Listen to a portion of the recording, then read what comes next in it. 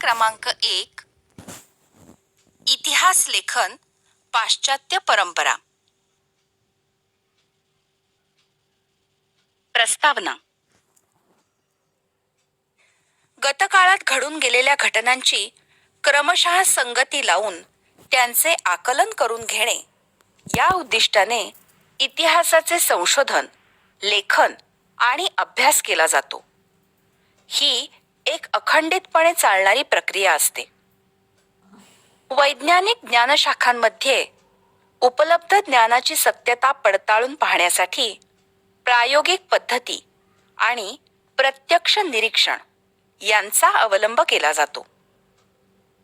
या पद्धतीच्या आधारे विविध घटनांच्या संदर्भातील सार्वकालीन आणि सार्वत्रिक नियम मांडणे आणि ते नियम पुन्हा पुन्हा सिद्ध करता येणे शक्य असते. इतिहास संशोधनामध्ये प्रायोगिक पद्धती, प्रत्यक्ष निरीक्षण यांचा अवलंब करणे शक्य नसते, कारण इतिहासातील घटना घडून गेलेल्या असतात. तेव्हा त्यांच्या निरीक्षणासाठी आपण तेथे नसतो व त्या घटनांची पुनरावृत्ती करता येत नाही. तसेच सार्वकालीन आणि सार्वत्रिक नियम मांडणे आणि ते नियम सिद्ध करता येणे शक्य नसते.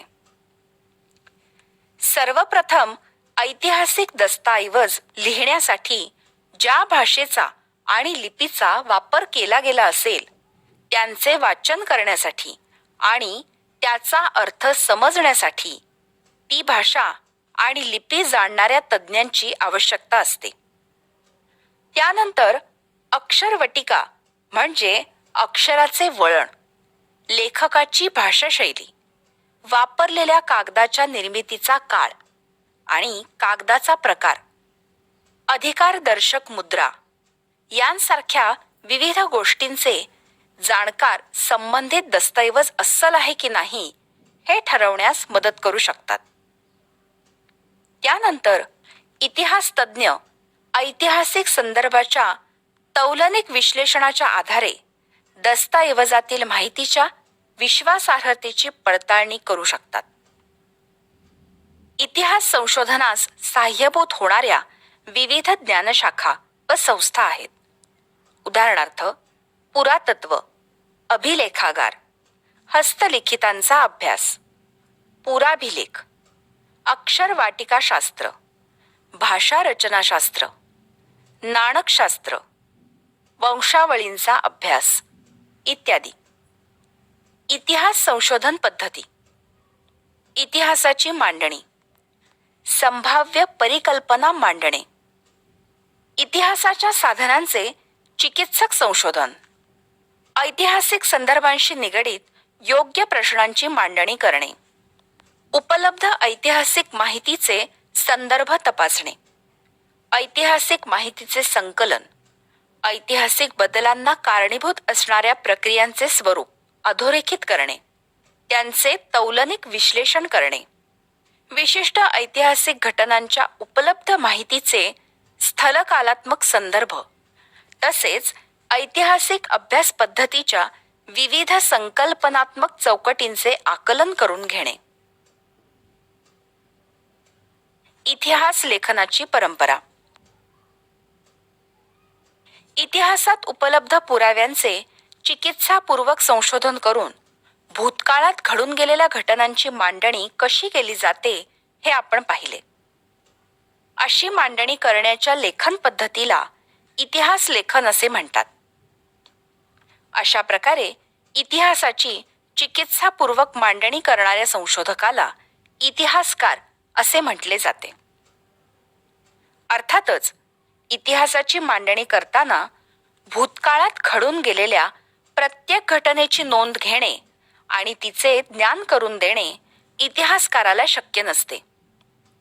इतिहासाची मांडणी करताना इतिहासकार भूतकाळातल्या कोणत्या घटनांची निवड करतो हे त्याला वाचकांपर्यंत काय पोचवायचे आहे यावर अवलंबून असते. निवडलेल्या घटना आणि त्याची मांडणी करताना अवलंबलेला वैचारिक दृष्टिकोन ह्या गोष्टी इतिहासकाराच्या लेखनाची शैली निश्चित करतात. जगभरातल्या प्राचीन संस्कृतींमध्ये अशा प्रकारे इतिहास लेखन करण्याची परंपरा नव्हती. परंतु त्या लोकांना भूतकाळाची जाणीव किंवा जिज्ञासा नव्हती असे म्हणता येणार नाही. वडीलधाऱ्या व्यक्तींकडून ऐकलेल्या पूर्वजांच्या जीवनाच्या पराक्रमाच्या गोष्टी पुढच्या पिढीपर्यंत पोचवण्याची आवश्यकता त्या काळीही भासत होती. गुहाचित्रांद्वारे स्मृतींचे जतन, कहाण्यांचे कथन, गीत आणि पोवाड्यांचे गायन यासारख्या परंपरा जगभरातील संस्कृतींमध्ये अतिप्राचीन काळापासून अस्तित्वात होत्या. आधुनिक इतिहास लेखनात त्या परंपरांचा साधनांच्या स्वरूपात उपयोग केला जातो. माहित आहे का तुम्हाला? वरील चित्रात हातात ढाल आणि भाला घेतलेल्या सैनिकांची शिस्तबद्ध रांग आणि त्यांचे नेतृत्व करणारे सेनानी दिसत आहेत. ऐतिहासिक घटनांच्या लिखित नोंदी करण्याच्या परंपरेची सुरुवात मेसोपोटेमियातील सुमेर संस्कृतीमध्ये झाली असे सद्य परिस्थितीत म्हणता येईल. सुमेर साम्राज्यात होऊन गेलेले राजे, त्यांच्यामधील संघर्षांच्या कहाण्या यांची वर्णने तत्कालीन शिलालेखांमध्ये जतन केलेली आहेत. त्यातील सर्वाधिक प्राचीन शिलालेख सुमारे 4500 वर्षांपूर्वी सुमेरमधील 2 राज्यांमध्ये झालेल्या युद्धांची नोंद करणारा असून तो सध्या फ्रान्समधील लुव्र या जगप्रसिद्ध संग्रहालयात ठेवलेला आहे. आधुनिक इतिहास लेखन. आधुनिक इतिहास लेखनाच्या पद्धतीची 4 प्रमुख वैशिष्ट्ये सांगितली जातात. 1. ही पद्धत शास्त्रशुद्ध आहे. तिची सुरुवात योग्य प्रश्नांची मांडणी करण्यापासून होते. 2.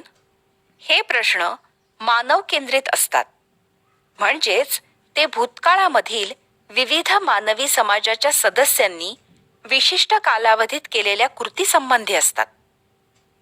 इतिहासात त्या कृतीचा संबंध दैवी घटना किंवा देवदेवतांच्या कथा कहाण्यांशी जोडण्याचा प्रयत्न केला जात नाही. 3. या प्रश्नांच्या इतिहासातील उत्तरांना विश्वासार्ह पुराव्यांचा आधार असतो. त्यामुळे इतिहासाची मांडणी तर्कसुसंगत असते. 4. मानवजातीने भूतकाळात केलेल्या कृतींच्या आधारे मानवजातीच्या वाटचालीचा वेध इतिहासात घेतला जातो. वरील वैशिष्ट्यांनी युक्त असलेल्या आधुनिक इतिहास लेखनाच्या परंपरेची बीजे प्राचीन ग्रीक इतिहासकारांच्या लेखनात आढळतात असे मानले जाते. हिस्टरी हा शब्द ग्रीक भाषेतील आहे. इसवी सन पूर्व 5व्या शतकात होऊन गेलेल्या हिरोडोटस या ग्रीक इतिहासकाराने तो प्रथम त्याच्या द हिस्टरीज या ग्रंथाच्या शीर्षकासाठी वापरला. युरोपमधील वैज्ञानिक दृष्टिकोनाचा विकास आणि इतिहास लेखन. इसवी सनाच्या 18व्या शतकाच्या काळापर्यंत युरोपमध्ये तत्वज्ञान आणि विज्ञान या क्षेत्रांमध्ये लक्षणीय प्रगती झाली. वैज्ञानिक पद्धतीचा उपयोग करून सामाजिक आणि ऐतिहासिक वास्तवांचाही अभ्यास करता येणे शक्य आहे असा विश्वास विचारवंतांना वाटू लागला होता. पुढील काळात युरोप अमेरिकेमध्ये इतिहास आणि इतिहास लेखन या विषयांसंबंधी खूप विचारमंथन झाले. इतिहास लेखनामध्ये वस्तुनिष्ठतेला महत्त्व येत गेले. 18व्या शतकाच्या आधी युरोपमधील विद्यापीठांमध्ये सर्वत्र ईश्वरविषयक चर्चा आणि तत्संबंधीचे तत्वज्ञान या विषयांनाच अधिक महत्त्व दिले गेले होते. परंतु हे चित्र हळूहळू बदलू लागले. इसवी सन 1737 मध्ये जर्मनीमधील गॉटिंगेन विद्यापीठाची स्थापना झाली. या विद्यापीठात प्रथमच इतिहास या विषयाला स्वतंत्र स्थान प्राप्त झाले. त्यापाठोपाठ जर्मनीमधील इतर विद्यापीठेही इतिहासाच्या अभ्यासाची केंद्रे बनली. महत्वाचे विचारवंत. इतिहास लेखनाचे शास्त्र विकसित होण्यात अनेक विचारवंतांचा हातभार लागला. त्यातील काही महत्वाच्या विचारवंतांची माहिती घेऊया. रेने देकार्त 1596 ते 1650. इतिहास लेखनासाठी वापरल्या जाणाऱ्या ऐतिहासिक साधनांची, विशेषतः कागदपत्रांची विश्वासार्हता तपासून घेणे आवश्यक आहे, असे मत आग्रहाने मांडले जात होते. त्यामध्ये रेने देकार्त हा फ्रेंच तत्वज्ञ अग्रभागी होता. त्याने लिहिलेल्या डिस्कोर्स ऑन द मेथड ह्या ग्रंथातील एक नियम शास्त्रशुद्ध संशोधनाच्या दृष्टीने फारच महत्वाचा मानला जातो. एखादी गोष्ट सत्य आहे असे निसंशयरित्या प्रस्थापित होत नाही तोपर्यंत तिचा स्वीकार कदापि करू नये, हा तो नियम होय. व्हॉल्टेअर 1694 ते 1778. व्हॉल्टेअरचे मूळ नाव फ्रान्सवा मरी अरुए असे होते. व्हॉल्टेअर या फ्रेंच तत्वज्ञानाने इतिहास लेखनासाठी केवळ वस्तुनिष्ठ सत्य आणि घटनांचा कालक्रम एवढ्यावरच लक्ष केंद्रित न करता तत्कालीन समाजाच्या परंपरा, व्यापार, आर्थिक व्यवस्था, शेती इत्यादी गोष्टींचा विचार करणे आवश्यक आहे, हा विचार मांडला. त्यामुळे इतिहासाची मांडणी करताना मानवी जीवनाचा सर्वांगीण विचार व्हायला हवा, हा विचार पुढे आला. त्या दृष्टीने व्होल्टेअर आधुनिक इतिहास लेखनाचा जनक होता असे म्हणता येईल. जॉर्ज विल्हेम फ्रेडरिक हेगेल 1770 ते 1831. या जर्मन तत्वज्ञानाने ऐतिहासिक वास्तव तर्कशुद्ध पद्धतीने मांडले गेले पाहिजे यावर भर दिला.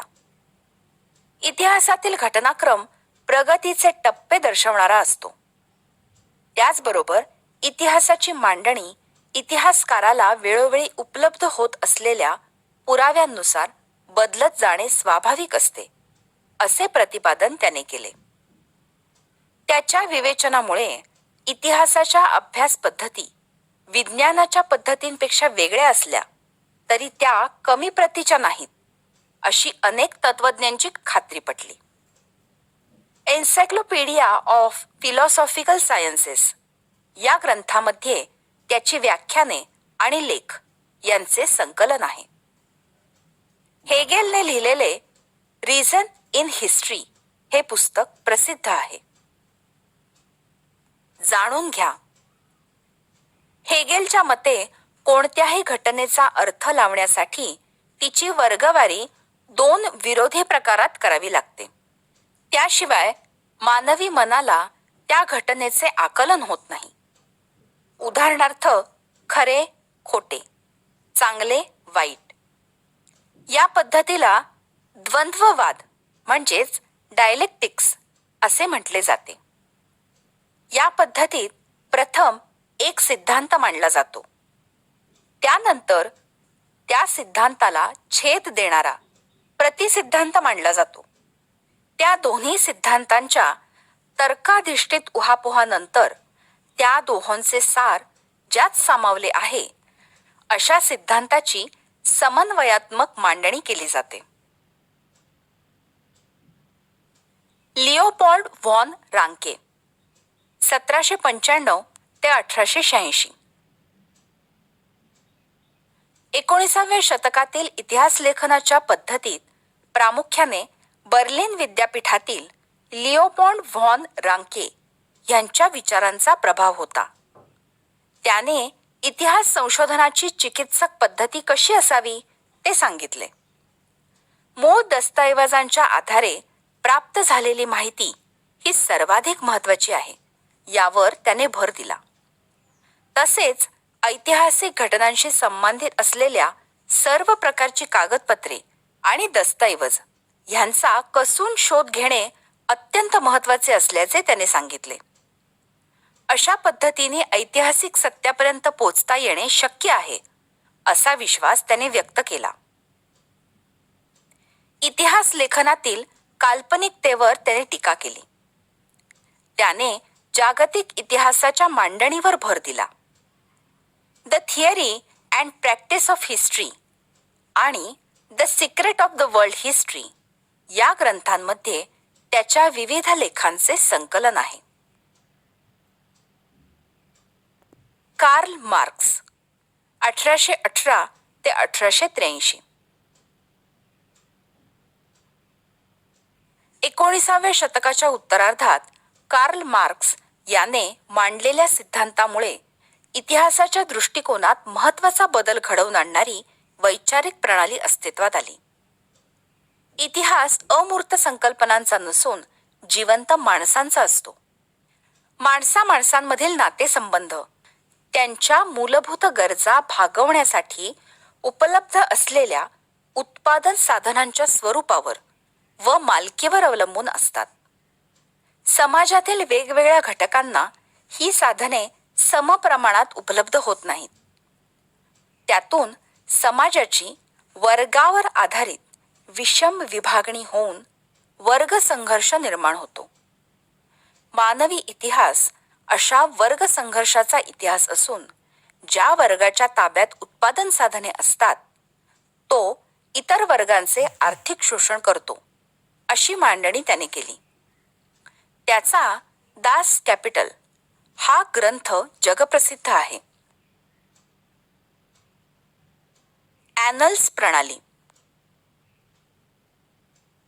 20व्या शतकाच्या सुरुवातीस फ्रान्समध्ये ॲनल्स नावाने ओळखली जाणारी इतिहास लेखनाची प्रणाली उदयाला आली.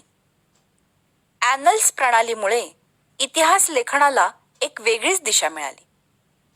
इतिहासाचा अभ्यास फक्त राजकीय घडामोडी, राजे, महान नेते आणि त्या अनुषंगाने राजकारण, मुत्सद्देगिरी, युद्धे याच्यावर केंद्रित न करता तत्कालीन हवामान, स्थानिक लोक, शेती, व्यापार, तंत्रज्ञान, दळणवळण, संपर्काची साधने, सामाजिक विभागणी आणि समूहाची मानसिकता यांसारख्या विषयांचा अभ्यास करणेही महत्त्वाचे मानले जाऊ लागले. ॲनल्स प्रणाली सुरू करण्याचे आणि तिचा विकास करण्याचे श्रेय फ्रेंच इतिहासकारांना दिले जाते. स्त्रीवादी इतिहास लेखन. स्त्रीवादी इतिहास लेखन म्हणजे स्त्रियांच्या दृष्टिकोनातून केलेली इतिहासाची पुनर्रचना. सिमोन द बोव्हा या फ्रेंच विदुषीने स्त्रीवादाची मूलभूत भूमिका सिद्ध केली. स्त्रीवादी इतिहास लेखनामध्ये स्त्रियांचा अंतर्भाव करण्याबरोबरच इतिहास लेखनाच्या क्षेत्रातील पुरुषप्रधान दृष्टिकोनाचा पुनर्विचार करण्यावर भर दिला गेला. त्यानंतर स्त्रियांच्या आयुष्याशी निगडीत नोकरी, रोजगार, ट्रेड युनियन, त्यांच्यासाठी काम करणाऱ्या संस्था, स्त्रियांचे कौटुंबिक आयुष्य यांसारख्या विविध पैलूंचा सविस्तर विचार करणारे संशोधन सुरू झाले. 1990 नंतर स्त्री हा एक स्वतंत्र सामाजिक वर्ग मानून इतिहास लिहिण्यावर भर दिला गेलेला दिसतो. मायकेल फुको 1926 ते 1984. 20व्या शतकातील फ्रेंच इतिहासकार मायकेल फुको याच्या लिखाणातून इतिहास लेखनाची एक नवीन संकल्पना पुढे आली. त्याच्या आर्किओलॉजी ऑफ नॉलेज या ग्रंथामध्ये त्याने इतिहासाची कालक्रमानुसार अखंड मांडणी करण्याची पद्धत चुकीची आहे असे प्रतिपादन केले. पुरातत्वामध्ये अंतिम सत्यापर्यंत पोहोचणे हे उद्दिष्ट नसून भूतकाळातील स्थित्यंतराचे स्पष्टीकरण देण्याचा प्रयत्न असतो याकडे त्याने लक्ष वेधले.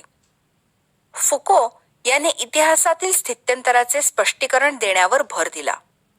म्हणून त्याने या पद्धतीला ज्ञानाचे पुरातत्व असे म्हटले. इतिहासकारांनी पूर्वी विचारात न घेतलेल्या मनोविकृती, वैद्यकशास्त्र, तुरुंग व्यवस्था यासारख्या विषयांचा त्यांनी इतिहासाच्या दृष्टिकोनातून विचार केला. आधुनिक इतिहास लेखनाची व्याप्ती अशा रीतीने सतत विस्तारत गेली. साहित्य, स्थापत्य, शिल्पकला, चित्रकला, संगीतकला, नृत्यकला, नाट्यकला, चित्रपट निर्मिती, दूरदर्शन यांसारख्या विविध विषयांचे स्वतंत्र इतिहास लिहिले जाऊ लागले.